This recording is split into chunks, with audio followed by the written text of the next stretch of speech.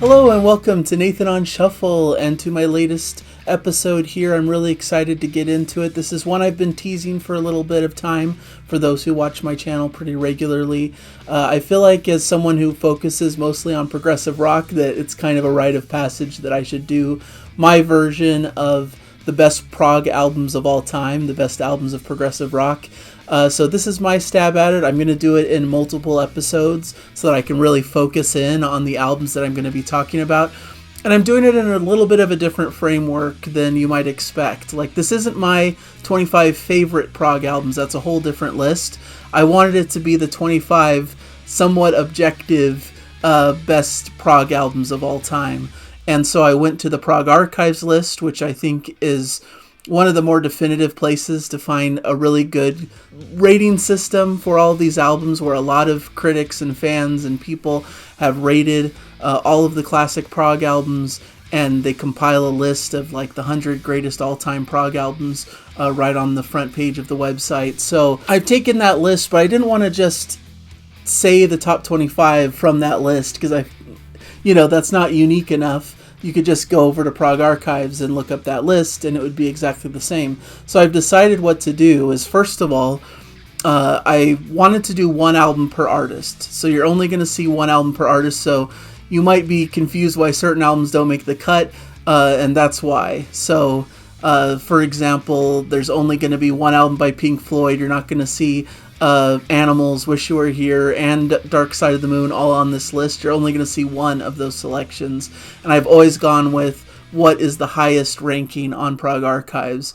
Then I decided to order it and rank it according to my personal preference and taste, taking some measure of account for the importance of the album as well, so that certain albums that maybe just aren't my personal favorites, but I know are important to progressive rock in general, get a little bit of a boost and a bump on the list. So that's kind of the framework we're working with. So let me know in the comments if you like that kind of way of filtering down the list and giving my own personal taste some voice here on my channel. So that's really what we're going to be doing here. And each episode I'm going to be featuring 5 albums on the list, starting from 25 to 21. Next episode will be 20 to 16, and so on and so forth, till at the end of the month we'll get to the top 5 prog albums of all time, according to me and Prog Archives, essentially. So first I'm going to get into some honorable mentions on this show. So some of the artists that didn't make the cut were surprising to me, and I'll go through 5 selections. There's many. I'm sure you'll mention them in the comments as well as we go along in this series. So I'm going to move over a little bit so I can show the album covers as I talk about them, and we'll get into it. So the first one that I am including as an honorable mention, I was surprised it didn't quite make the cut, is Kansas and their album Left Overture from 1976. This is symphonic prog from the United States. It's all the way down at number 100 on the Prog Archives list, so barely making the cut here as an honorable mention, because I tried to stick to the top 100 list on Prog Archives. And of course, this is a snapshot of when I'm doing this video. Like, things can shift. They're constantly morphing on Prog Archives, so this could be booted off the list by the time you're watching this. But for now, it's 100 on the list, and I was surprised. I thought it would be a bit higher. I think Kansas goes into that gray area where some people don't really consider it fully progressive rock. It has a lot of just classic rock undertones. Carry On Wayward Son is just a staple of classic rock radio. But if you dive deeper, there's a lot of great progressive rock here, and I think Kansas are probably the leaders of American progressive rock. There's a serious lack of American artists on my top 25 list, unfortunately, which is kind of a passion of mine, is discovering cool, obscure American prog bands and modern American prog bands, but unfortunately just isn't held in as high esteem, I think, by the group at large of progressive rock fans. So Kansas, unfortunately, gets a lower placement here on the list as an honorable mention. Next, I wanted to mention Focus. I feel like they're one of the premier classic prog bands. And their album Hamburger Concerto from 1974 made it at number 91. That's the highest listed Focus album, the only one in the top 100. This is a band from the Netherlands. They've had some massive hits like Hocus Pocus. And this album is an interesting concept record that showcases a lot of their classic style. And I think it's really excellent. You know, it's a really interesting concept, especially that second side with the Hamburger Concerto. I guess maybe it's not fully a concept record, but there's a conceptual piece with this Hamburger Concerto. And Thies van Leer is just an iconic member of the group who adds a lot of great flute work. And, you know, it's just a really great combination of musicians coming together, and probably criminally underrated for some of their brilliant music. And this is definitely one of them. Maybe one of the most shocking ones that miss the top 25 is Emerson, Lake and Palmer. Largely would probably be considered one of the top 6 prog bands of all time, honestly. So it's really crazy that they didn't crack into the top 25 as per my parameters. Of course, I would have included either this album or Trilogy, but this was the highest rated on Prog Archives. This made the number 85. Basically, Prog's first big supergroup with 3 excellent virtuoso musicians coming together to perform just high quality virtuoso music that's stunning and takes a lot of cues from the classical realm, especially with Keith Emerson's influence. You get some beautiful vocals from Greg Lake and his, of course, excellent bass work. And Carl Palmer on drums is just a real powerhouse, and they each get a chance to shine. They each get their own showcases here on this record, and for a debut especially, this is one of the premier albums. I think what probably keeps them from the top echelon of this list is because every album has kind of those tracks that are a bit polarizing, those kind of boogie tracks that aren't quite the big progressive masterworks that people are looking for. But every album, of course, has these seminal, like, big epic pieces of music that everyone loves. Like, you know, of course, Carnival 9 from Brain Cell Surgery. You've got Tarkus from the album of the same name. So you've got these big, sprawling, epic pieces that are among the best regarded in progressive rock. But as complete albums, it's hard to find one that doesn't have a piece that stands out as, like, not as much a favorite for the general fandom. But this is probably as close as it gets to a very consistent record from the band, so it's an honorable mention here. Another album I really like that doesn't quite make the cut here is Return to Forever's Romantic Warrior from 1976. This is definitely more in the jazz rock fusion kind of environment. So you could argue, is this really pure progressive rock, or simply has prog influences but is more so in the fusion world? But I think there's enough progginess here to really qualify on a list like this. It's number 66 on the Prog Archives list, so it's there at a pretty decent position.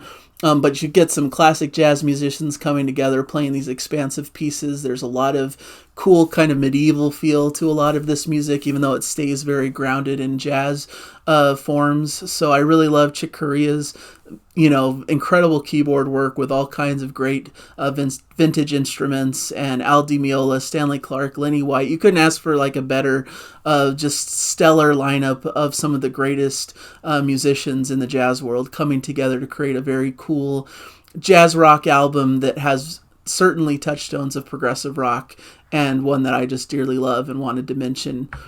And then finally, not quite making the cut either is Marillion and their album Misplaced Childhood from 1985, maybe one of the leaders of the neo-prog movement from the 80s. And I know there's kind of mixed opinions about this movement, and that's probably why it doesn't rank even higher than this, but I think it should be represented. You know, I wish this was kind of squeaking into the top 25, because it's a great album by a great band as a concept record that's well regarded. They're one of the premier neo-prog acts that really showcased a new side to the genre and tried to keep it alive, even though during the 80s there was a lot of trouble keeping progressive music, because that was just not the style that was popular. So I really respect them for keeping it alive enough that it could be kind of revived later. And they've continued forward and been a mainstay of some of the greatest modern prog. I love Marbles as well from them as another classic. Script for a Jester's Tear from 1983 is also in the 100 at number 79. And as I go through my list, I'm going to talk about the main album that's on the list, but also the albums that also would be in consideration and are also classics. Since I only picked one album per artist, I want to make sure I mention other ones that are notable as well. So let's get into the list proper of the top 25 Prog Archives Prog albums, one per artist, ranked according to my personal taste, taking into account the importance and significance of these albums as well. So at number 25, I have Magma and their album, excuse me for the pronunciation, but Mechanic Destructu Commando from 1973. This is the Zool movement. This is a band from France. This is number 55 on the Prog Archives list, headed by Christian Vander, who's a just unique individual who does drums and percussion, organ, and vocals on this record. And it's just crazy music. It's one of the... Zool, I think, is one of the most polarizing genres within progressive rock. And for a good reason. It's honestly a hard album for me to really get into. It's like they created their own world, their own language that all their albums kind of live within. Another album in the top 100 is K.A. From 2004. That's at number 95. And this is just a really unique album, honestly. And it takes a lot of cues from opera. I saw some people in talking about this album saying that it's sampling O Fortuna from Carmina Burana. So if you like that opera kind of piece, but set to kind of jazz and rock and all of these kind of crazy rhythms and styles, then you'll probably like this record. But it's a little bit out there for my taste, which is why it's ranked a bit lower on my list. But I respect it. I'm glad it's representing this style of Zool, because I think that's an important style in progressive rock, and some people really love this record, so I don't want to discourage people from checking it out. But it's definitely an acquired taste and very avant-garde and very different. But there's some really cool percussive moments. There's some really interesting chanting vocals and jazzy moments and just really intense rock music that I think a lot of people will find some interest in. And if you're interested in this creation of your own musical universe, this is definitely along those lines. So that's at number 25. At number 24, I have Museo Rosenbach and their album Zerathustra from 1973. This is getting into the Italian progressive rock scene. This is at number 42 on the Prog Archives list, and it's kind of a interesting inclusion because it's kind of a unique one and done sort of album. Like a lot of the big bands that you'll see on this list have like a much more massive discography and many albums to choose from. But this is kind of a one-off album that just people really adore and think is a great representation of the Italian progressive rock scene. And it's a really beautiful album. It's all in Italian, and it showcases a lot of influence in classic progressive rock of the era. And it's cool to see the Italian scene and how they were picking up on the influences, but also influencing back into the UK and to those albums as well. You can see some influences here from like Genesis's Trespass, Gentle Giant's Acquiring the Taste, and Three Friends, Thick as a Brick. You know, those are kind of the influences that you hear in here, but done in their own unique fashion. I think the production is a little bit weaker. It's not quite as polished as some of these other records. It's a little bit more raw of a sound, but there's a lot of cool stuff if you dive deeper into it. A lot of great playing. The lead singer has kind of a raspy, throaty sound, but you get a lot of fast-paced music, and there's a lot of dynamics and variation throughout these pieces. And I hear a lot of comparisons to like ELP, Deep Purple, and more like harder sounding bands, but of course they have those lighter moments as well. It starts out with a 20-minute epic title track, and then some shorter tracks follow. So if you're looking for a heavy symphonic album that's a little bit out of the kind of normal realm of UK progressive rock bands, this is an interesting one to try out and to try to check out the Italian music scene, which we'll get a couple more entries on the list here later as well. But this is one of the premier Italian progressive rock albums for many people. Next at number 23, this is an interesting one. This is Frank Zappa and Hot Rats from 1969.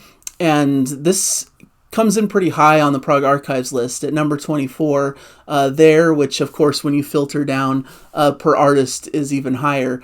But this is a interesting album. It's very much more in the jazz rock kind of realm, certainly, and only minimal like progressive rock influences in my eyes, but it's very highly regarded. Frank Zappa is one of the American musicians on this list, one of the few, and I feel like he had to be represented in a progressive rock list, and this is his highest entry. The Grand Wazoo also enters the archives at number 47 from 1972. One Size Fits All with the Mothers of Invention is at number 49. That album's from 1975. So, and that's probably my favorite, One Size Fits All. That's what I would have included if this was my list, but I'm trying to be faithful to the Prog Archives opinion, and Hot Rats just takes the cake. I think for a lot of people, it's just the first big statement by Frank Zappa where he really was incorporating progressive rock elements into his kind of stew of music. This was like his first solo album without the Mothers of Invention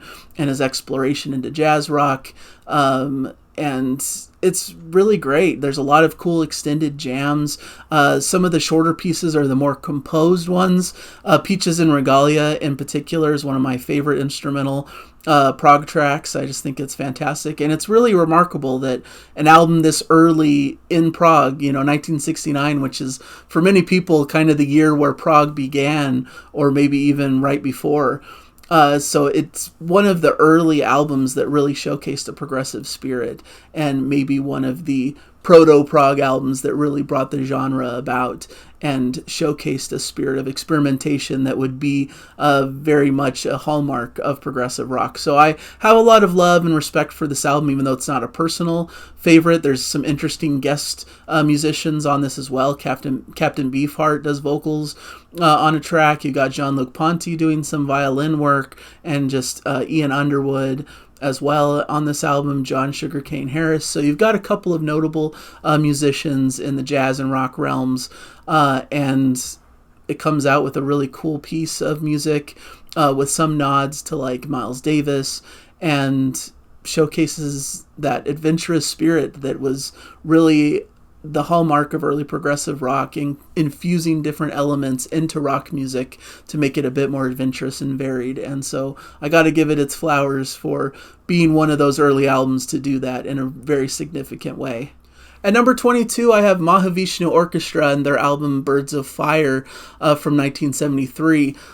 Definitely in the jazz rock world, fusion direction, much like I was mentioning the Romantic Warrior album as well. This is at number 45 on the Prog Archives list. Prog Archives also has The Inner Mounting Flame, their prior record from 1971, on the list at number 62. This is just an incredible fusion album. I'm not really the foremost expert on fusion, so that's probably why it ranks a bit low in my personal ranking list, but I respect it so much, and this was definitely a supremely influential album. I think most fusion albums that were to come after this cite this as a reference point, as an influence. So I know this really set the stage and was a very strong influence for a lot of jazz fusion and just clear progressive rock bands that were around during this time. And it's an impressive work. There's just so much great playing from all of the players here, led by John McLaughlin on guitars here. We've got Jan Hammer on piano, Fender, Rhodes, and Moog. Jerry Goodman on violin, Rick Laird on bass, and Billy Cobham on drums, cymbals, and percussion. And it's just an incredible lineup of all-star musicians playing their hearts out, playing fast and furious and virtuosic. There's so many standout moments. There's some references, once again, to Miles Davis, obviously a big reference point, and someone that all of these musicians really respect. So you've got Miles Beyond that kind of gives that homage feel, but it's just fast and furious playing, beyond the abilities of what was expected of jazz musicians at the time, really showcasing an adventurous spirit. And I think it's fitting that fire is in the title because, it's fiery playing, fiery, expressive, dynamic work that I think is worthy of inclusion on a list like this. So much respect. One of the foremost important jazz rock fusion albums, and definitely a great entry on the list. And then finally, the last entry for today is at number 21. This is Caravans in the Land of Grey and Pink from 1971. This is number 37 on the Prog Archives list. And I think this is a great inclusion because it's representing the Canterbury scene, which is another offshoot of progressive rock, so to speak, very focused on one specific environment and one particular kind of style and sound, very much influenced by jazz and psychedelic elements as well. There's some humor, some really lighter, poppier influences in the music as well. Also from the band, If I Could Do It All Over Again, I'd Do It All Over You from 1970s, also on the 100 list at 89. So, but a wonderful album. It starts off with some pretty poppy tunes. Like, I was surprised something like Golf Girl sounds like it could be on the radio at that time. But really, as you get deeper in, you get more of those progressive influences, and then of course it culminates in that 9 Feet Underground final track, which is the big epic, which goes through a lot of different movements throughout the piece that showcase a lot of different styles, a lot of different sounds, and it's just a really great experimentation, staying within that Canterbury lane. Really love everything about the Canterbury scene. It's one of my favorite offshoots of progressive rock, although I need to dive deeper into it because this is one of the only few albums that I really am supremely familiar with, but I really love. We've got a great lineup here: Pi Hastings, David Sinclair, Richard Sinclair, and Richard Coughlin as well on this album. And I love the organ work. That's definitely a big feature of this Canterbury sound, and the lightheartedness and just how it breezes along by, and it's just very delightful and pleasant to listen to, with some humor and some lighter tones, which really is refreshing when a lot of music can kind of be a little bit more dark and more ominous, especially in progressive rock in certain areas, certain bands, but this is very lighthearted and has an amazing rhythm section and just light, breezy drumming, and I just think this is a really excellent album from the genre that deserves mention on a list like this. And so, yeah, that's where I'll conclude it for today. Before we get into numbers 20 through 16, I hope you like these entries. Let me know your thoughts on these, maybe what you might expect to see on the list next week. I hope this will be a fun series and you'll be excited to see what might be coming. Of course, if you go on the Prog Archives list, like I've been mentioning, you can kind of get a sneak preview. But I'm hoping the videos are still worth watching because I'm rearranging the rankings just to my own preference for a little bit of fun and a personal touch. Hopefully you guys are enjoying this. Let me know in the comments if you have any critiques or things you'd like me to incorporate in these episodes. So thank you guys so much, and I'll hopefully catch you guys in a future episode. Bye everybody. Enjoy the music.